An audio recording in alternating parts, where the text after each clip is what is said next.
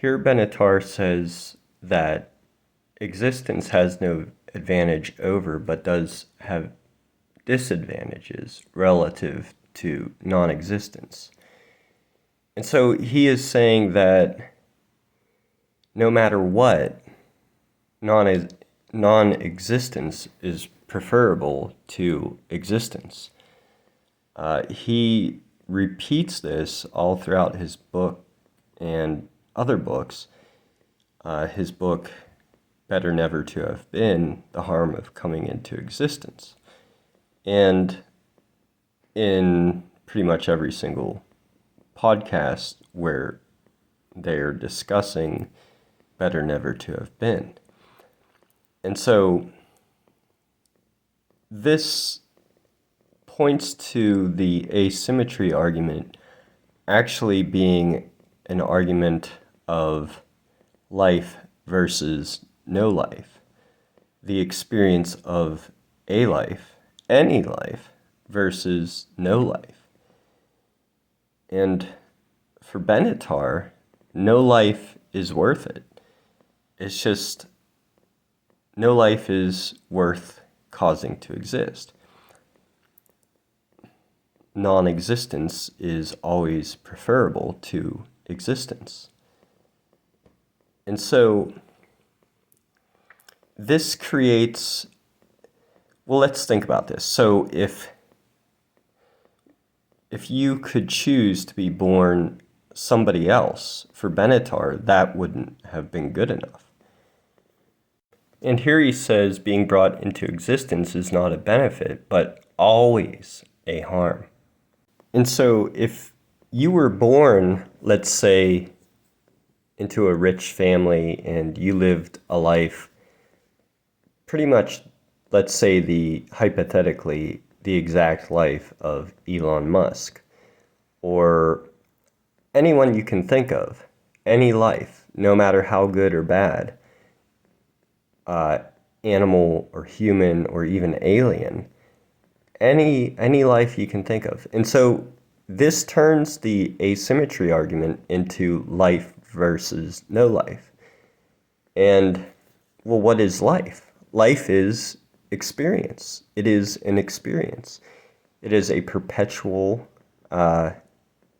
persistent experience. It's just one experience after another. It's a steady stream of experience. From your point of view, there's just experience. There is no respite. You don't experience periods of time when you're unconscious. So there's just, all you can ever recall is experience. If you're put under with anesthesia and you're made to be completely unconscious, you don't experience that period of time where you're unconscious. From your point of view, from the point of view of consciousness, it's skipped over. It's just 1 second you close your eyes and it's noon, and then the next thing you know, it's as if you didn't go anywhere. You wake up at 1 o'clock and you're like, oh, it feels as if there was no gap, there was no black void or anything like that. It was just skipped over. And so, like I said, there's just this constant continuity of experience for you. And so that's life. Life is just this continuous experience. And then what Benatar is saying is that no life is preferable to life. And so there's life, and then there's no life. So he's creating this alternative, which is a dichotomy. He's creating a this or that scenario where if you weren't born, then there would be no experience. There would just be, it would have to be a persisting, perpetual lack of experience. Just endless no experience. What I would call non-experience. This is required for his asymmetry argument to make any sense. Because let's say that if you weren't born, but some other life was born, an individual life, perhaps the life of a cat or whatever, he says, no, that wouldn't be good either. That wouldn't do. Still, nothingness, non-existence is still preferred, no matter which life. So it like I said, it comes down to life versus no life. And, well, why beat around the bush? It's experience versus non-experience. Non-experience as a persistent lack of experience. And what else can we call that? But we can call it like a persisting blankness or persisting perpetual emptiness, and what many refer to as nothingness. Just endless, eternal nothingness if you hadn't been born, or peaceful oblivion. So to say coming into existence is always a harm implies that no matter what life it is, non-existence is better. And that's what Benatar says again and again, like I said. So even if you were born as someone else, the same applies. This is why the asymmetry argument is actually an argument against experience itself. But if you weren't born, would there be a persistent blankness or a persisting non-experience or a persisting lack of experience? What many mean by nothingness or eternal oblivion or peaceful oblivion, or many call it a black void, a silent black void. If you didn't exist, is that what would be occurring? And I say that Benatar has to have this as the alternative, as something to offer.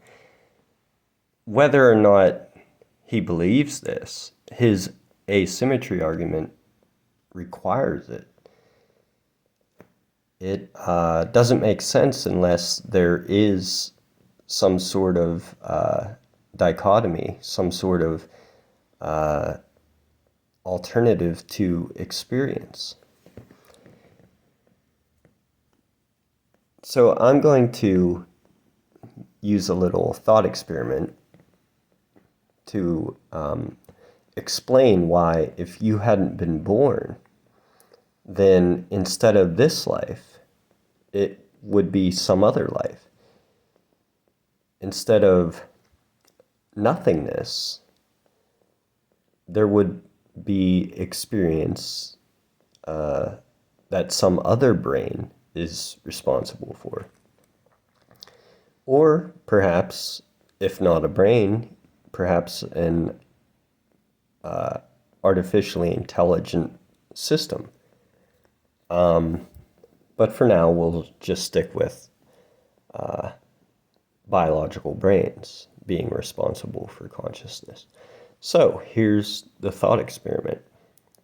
First, imagine that the entire universe is completely empty, devoid of life. Sure, there's planets and galaxies and all that, all of the non-sentient stuff. So now imagine that you come to exist. Hypothetically, you just, ambiogenesis, whatever, just natural processes, just, or whatever results. Even if you can imagine that you just kind of pop into existence. So you're just Boom, you're there. You're the only one that exists in this thought experiment. And so there's just your consciousness. That's it. That's the only experience there is. And so then imagine that somehow, perhaps through some kind of machine that just pops into existence in this thought experiment, there's a machine, there's you, and there's this technology that if you get into it, it's going to it's going to clone you, it's going to duplicate you. But when it does this, you die. You completely cease to exist. As naturalism says, or naturalistic atheism says, like no afterlives, no souls, nothing like that. The brain is completely responsible for consciousness. Consciousness cannot occur outside of the brain because consciousness is something that the brain does. So there is no consciousness as a thing that can float off from your body after you die. The brain itself is responsible for consciousness. So in this experiment, thought experiment, you cease to exist whenever you go inside this this machine, and kind of like a transporter device in Star Trek, but this one doesn't transport anything anywhere. There's no other machine anywhere else. It's just you die, and then instantly a clone materializes, composed of completely different atoms than you were. And so after you died, would you be in nothingness? No, you wouldn't. The only conscious experience that there would be after you died would be the conscious experience being done by this other brain, this new brain, the one that's a clone of you. So it would be your experience, and then that experience ends. And then the only experience that comes after that, that exists after that, is the experience, the conscious experience that's being done by this other brain. And so there would be a chronological, there's experience, and then an end to that experience, and then experience again. Kind of like if you have ever been put under with anesthesia, before you go under, there's experience, conscious experience, and then you go under, and then there's experience again. There was no experienced gap, as Tom Clark put it in his essay, Death, Nothingness, and Subjectivity, which you can find on naturalism.org. And so you don't experience your own lack of existence. The only thing that's experienced is experience itself. Only experience is what's experienced. And you know this from your own life, as I said earlier. You only ever experience being conscious. You don't experience being unconscious. And so if you die, but there is consciousness being done by some other brain somewhere, then that's the experience. That's the only experience is. You didn't go into that new body or anything. You didn't go into anyone's body. So we can do this thought experiment in another way now.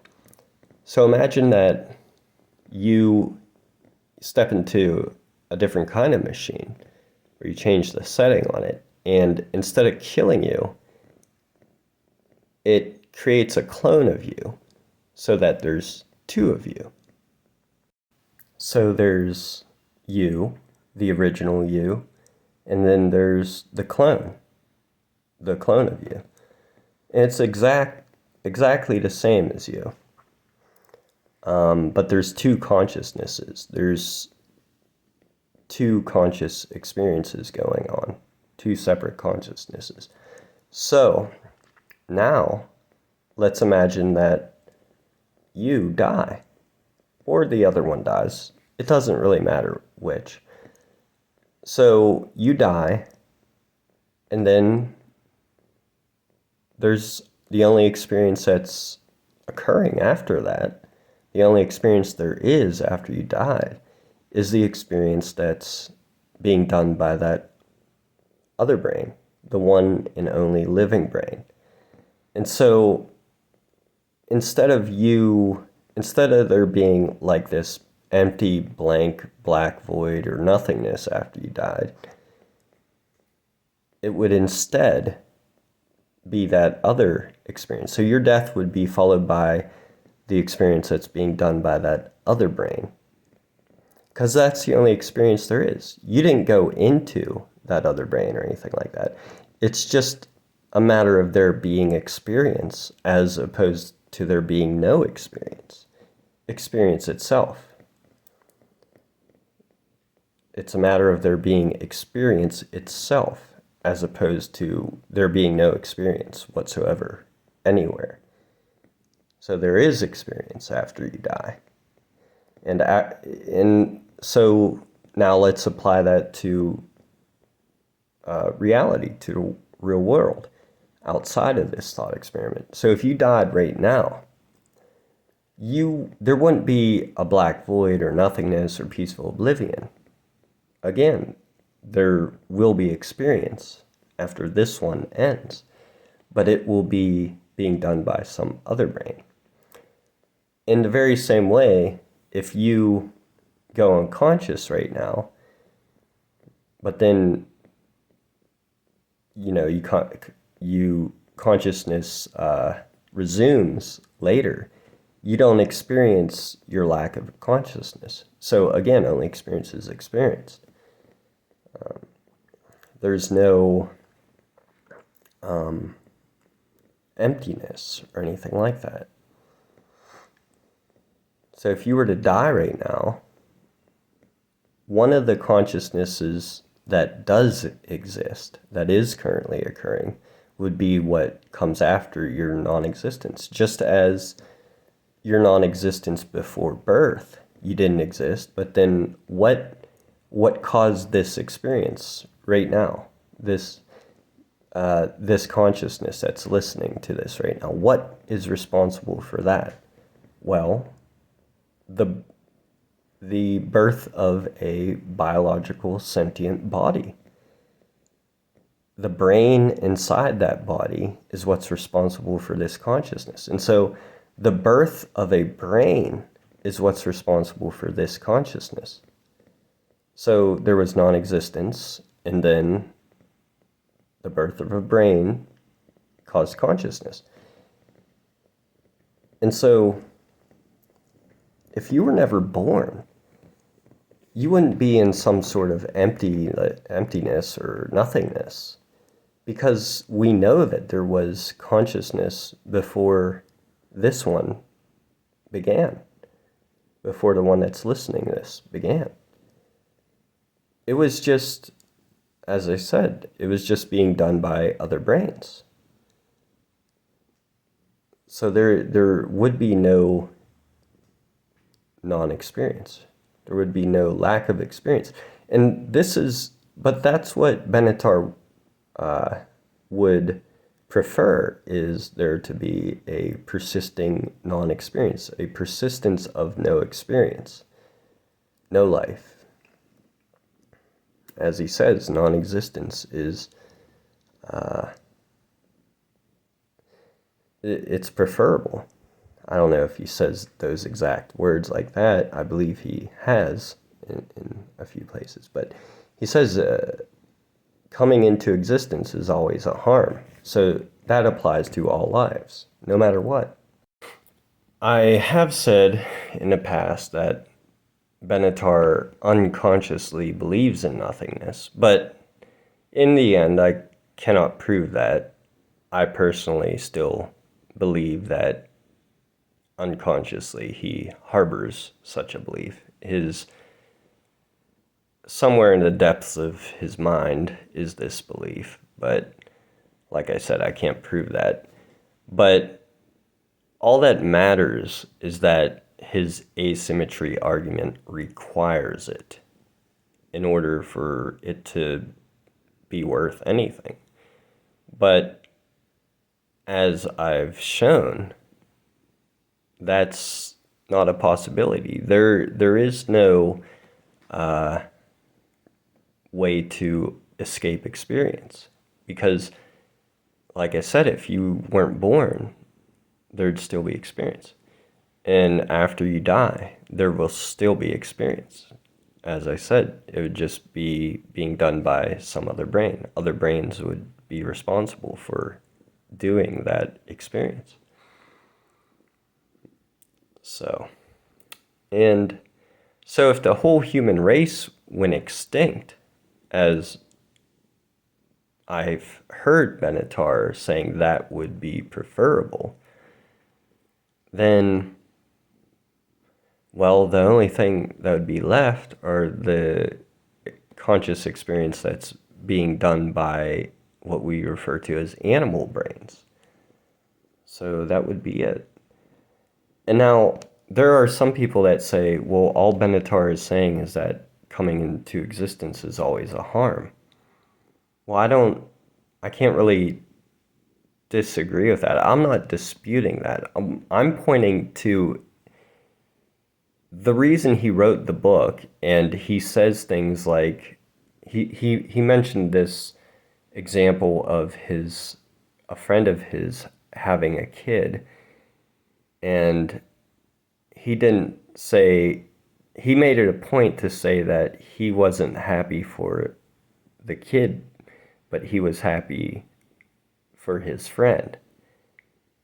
So he's expressing some disappointment that she brought a life to exist. She caused a life to exist. She gave birth. So this disappointment and this, to say that it is morally, it's unethical or it's immoral to have kids, I'm sorry, but that is motivated by the desire for people to stop procreating. And I believe he said this in an interview with who was it? Justin Bribely, I think his name is, the Unbelievable podcast on YouTube. It could have been, I mean, I've watched so many of his podcasts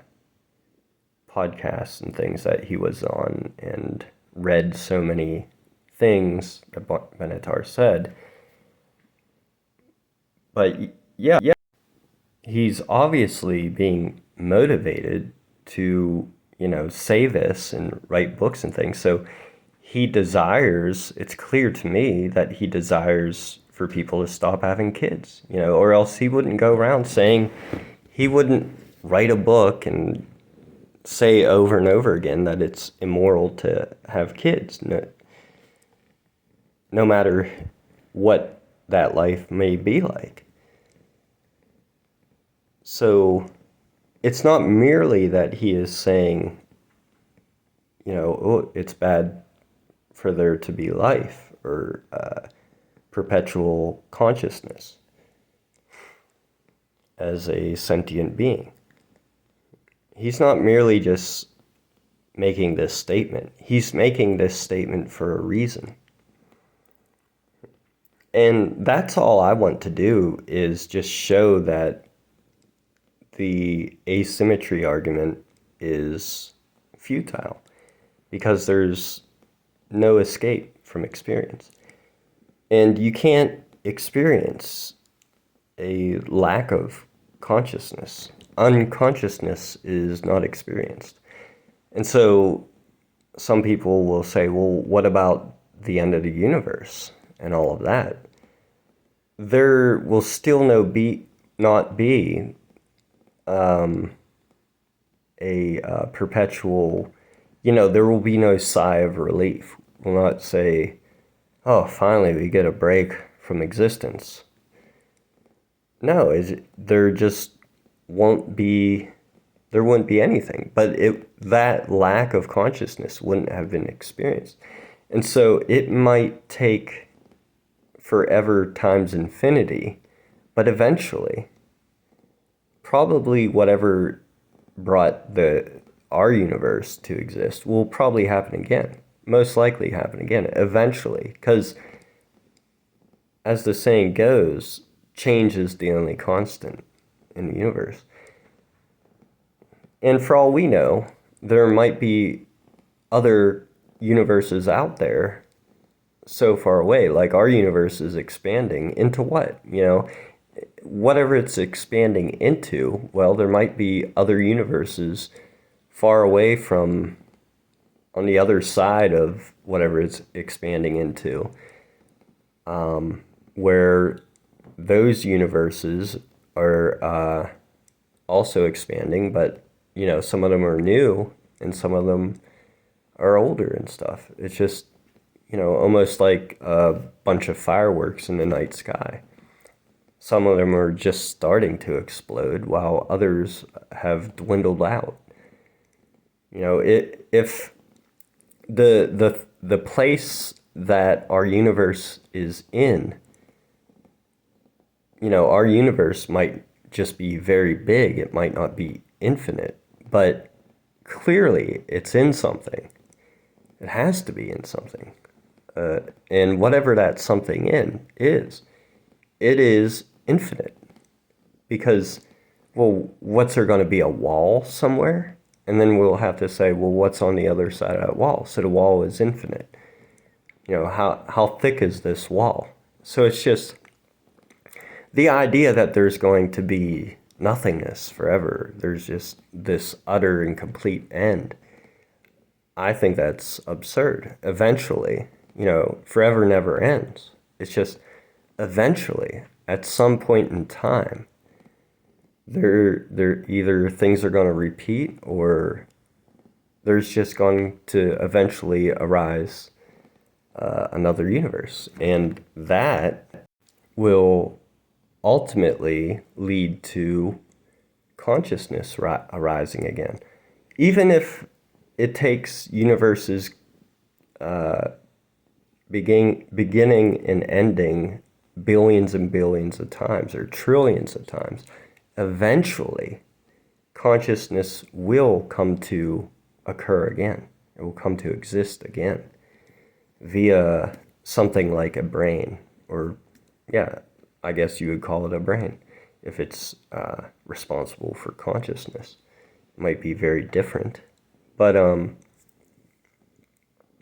there's just